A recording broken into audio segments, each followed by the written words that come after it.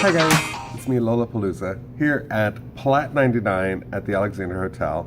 I know normally I'm at the Vogue, but I really wanted to focus today on a lot of the art that our culture has created.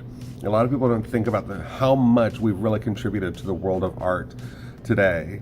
So I spent a little bit of time at Cityway, which is a part of the Museum for Modern Art, which is right here at the Alexander. Plat 99 itself, the entire bar here at the Alexander is actually a curated piece of art. Now, where do we fit into the art scene? A huge chunk of what we've contributed to it comes from the wonderful people known as club kids. So that's what we're going to talk about today. First, let's meet the players. So I've got my notes because I'm, ADD. I've got the gay DD and don't want to forget anything. One that we still see a lot of today is James St. James. James St. James is a big role model for me. Done some amazing things. James St. James described club kids as part drag, part clown, and part infantilism. Not infertilism, but infantilism. That's when that www.google.com comes in handy for those fun words. But James St. James, his contributions to the club kids was late 80s, early 90s, which is really the time period we're talking about. He is really this great historian for club kids. He wrote a book called Disco Bloodbath, which later became known as Party Monster. Some of you might have seen the film starring Macaulay Culkin as Michael Alig and Seth Green as James St. James. So, for more about James St. James, definitely check out Party Monster, a shockumentary. Lots of great information there. And you can see his contributions that he's still making today. He has his web series, Welcome to My Face, by Wow Presents on YouTube. Definitely check it out. It's amazing. Lots of cool information there. And you get to meet a lot of people who are still contributing to our art form today. Next we have Michael Alig. Now Michael was kind of the founder and ringleader for the clubkin movement in New York. He's from South Bend, Indiana. Go Hoosiers, making contributions all over the world, yes. He was bullied a lot in school, and because of that, he was looking for a less conservative environment where he could be accepted. So with that, he went to New York City. His boyfriend that he had in New York City, Keith, introduced him to Dance Terra. Michael studied nightlife and industry and became an event promoter. While promoting the events, he and his friends started making these lavish costumes and creating these incredibly flamboyant characters, and that was the birth of Club Kids. The parties were such a hit that the owner of Limelight said, "I like what you're doing, come and do it here." So he went to Limelight, and that's where so many stories, when you hear stories about New York in the late 80s and early 90s, all through the 80s and into the 90s, a lot of those stories took place at Limelight. I know RuPaul's got some golden ones, like going downstairs to get her stuff, and there was Madonna sitting down there with Oliver Croonie's totally mean girling the hell out of RuPaul. You got mean mugged by Madonna, life goals. But they later expanded to all of his clubs, so that was Club USA, the Palladium, Tunnel, and it led to the birth of the outlaw parties. Now, what are outlaw parties? Outlaw parties were these pop-up nightclubs in unexpected places.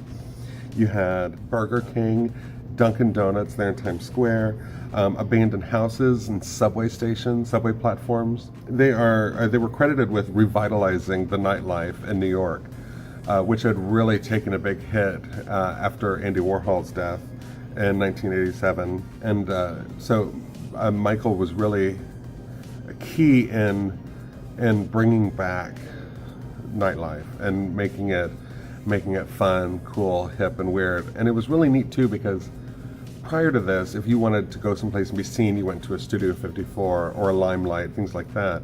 And with this, he made it so it wasn't about where you were, because you made the party wherever you were at. So it was really neat. Alig was also notorious for bad behavior.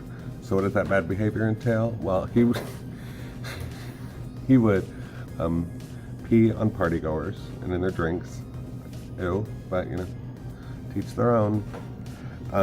He also really helped to bring about a lot of drug use in the scene. It's the dark side of club kids. The drugs were like Special K, ecstasy, rohypnol, heroin, cocaine. And it landed him in rehab numerous times and eventually led to him losing his job in 1995 and kind of started the disappearance of club kids from everyday culture. Next, one of my favorite of the club kids, he was the part of the London office, but Leigh Bowery, born in Australia, another story, didn't fit in, did not feel like he was part of a place or scene that accepted him. So he traveled. He moved to New York after looking at he moved to London after looking at London fashion magazines and seeing this fun and progressive environment and thought that's where I need to be. So he quickly became very influential in London and a lively figure in the underground club scene. He would get all this attention because he wore these crazy costumes. He was immensely motivated by fashion design and just inspired by it, and it caught him a lot of attention. So as you can see, these looks are outrageous and fun, and it was his signature. And this is like not even 10% of 10% of 10% of the looks that he created. But he and his friends, Trojan and David Walls, they would get dressed up in Bowery's costumes and hit the town and hit these clubs, and they became known as the Three Kings. Queen. Yeah, they were the Three Kings. And eventually created his own club atmosphere, called it Taboo. Excuse me, I had a lovely lunch here at the market table, and I should not eat right before filming. But the nightclub scene he created eventually became its own club, Taboo, which if you saw it in either the West End of London or if you saw it on Broadway, that's the musical Taboo by Boy George is actually a story about Leigh Bowery's Taboo. So it's really cool, and again, it's a great way to get a peek into some of our cultural history. But they were popular back in the day. The club was for defying sexual convention. It was all about polysexualism. You are more than just who you are, and it was really cool. It was one of the first times in popular culture we started to see this taste of genderqueer, gender nonconformist, and it really becoming an out loud kind of thing. It was wild atmosphere and famous for these outlandish performances. One of Bowery's signatures was he would give birth on stage to his best friend, Nicola Bateman, who he later married, but we'll get to that. And where in New York there was all these drugs. In London, pretty much it was ecstasy. That was the one that they pretty much catered to, and that was the long and short of it. At least that's what my advanced research shows. Thank you, Internet. You're very helpful. Bowery was so influenced by fashion and costume design and later became an influencer of costume and fashion. He had several shows in London, New York, Tokyo, all the major spots where you would see fashion shows. Leigh Bowery would have these shows with these outrageous costumes. And he still is influencing our fashion today. And he not only influenced fashion, he also influenced music of the era. He was a mentor and friend to Boy George, who, if you can't recognize a Boy George song when it comes on the radio, you probably have never heard music before. Popular culture influences, like these are the people who, even today, are inspired by Leigh Bowery's work. It's Alexander McQueen, Lucien I always screw up his last name, Vivienne Westwood, Boy George, Lady Gaga, Scissor Sisters, Lady Bunny, Acid Betty, myself.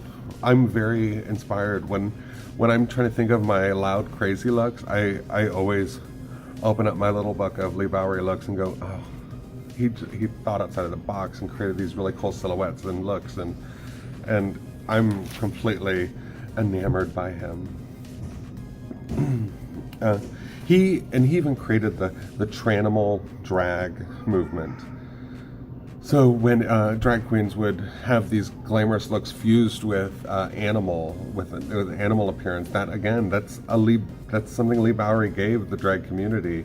1994, on New Year's Eve, he passed from AIDS-related complications.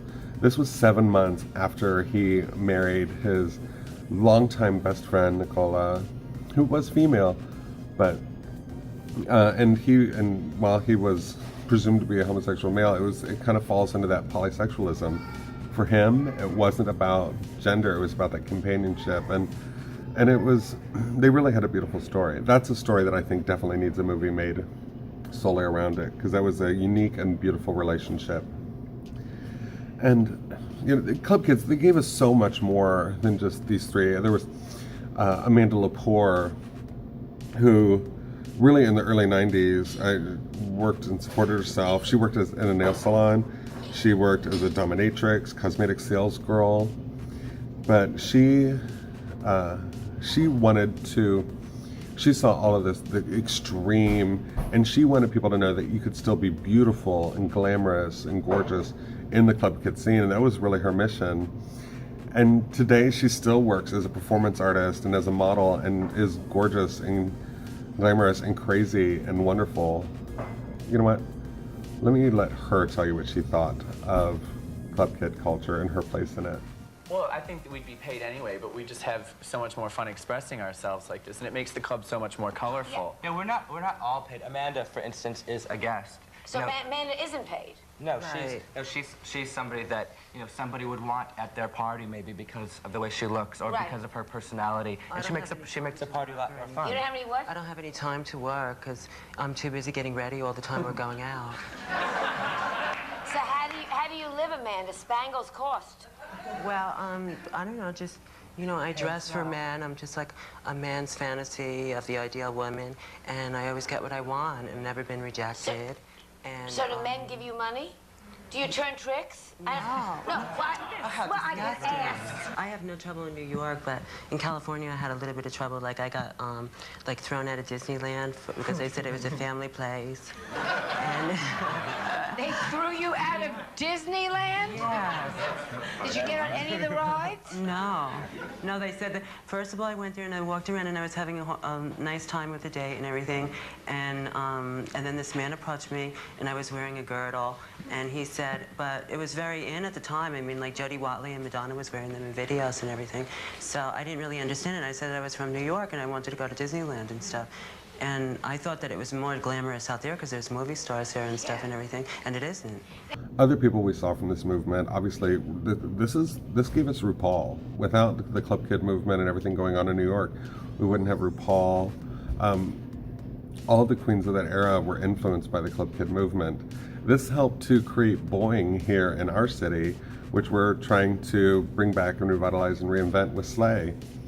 So yeah, it's all about, we're working a big circle here.